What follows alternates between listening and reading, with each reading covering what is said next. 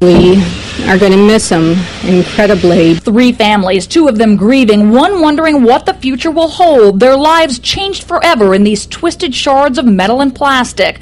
There are so many unanswered questions, like why was 21-year-old Eric Johnston driving? He had a restricted license and was only allowed to drive to work or school. And it was 17-year-old Michael DeMonte's mother's car anyway.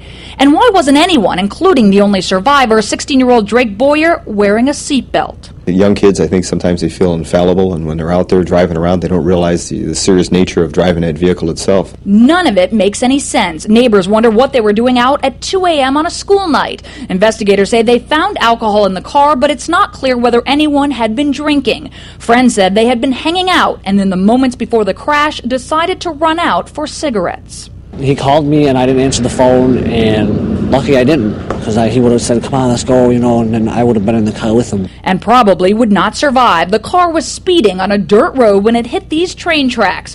We will never know if Johnston intended to get air, or bump jump as it's called, but neighbors say this is an area where kids do that. And our problem solver investigation nearly 5 years ago found that kids don't realize the danger of losing control when they hit the air. A lot of kids come down here and jump the tracks, They get behind the wheel, oh, look what I can do, burn out, peel out, boom, next thing you know, you're in a car accident. The car clipped the fence first, but that wasn't enough to slow it down. You can see here the tracks across this lawn, and then the tree where the car finally ended up.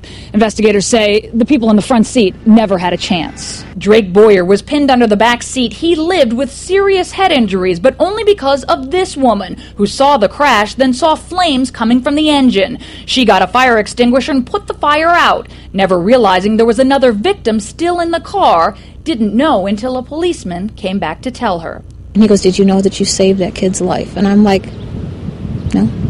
But I don't see it as doing anything different for anybody else. Tonight, friends and family members will hold a candlelight vigil at the high school to remember the young men. And people who live nearby hope they will also remember them every time they themselves get behind the wheel.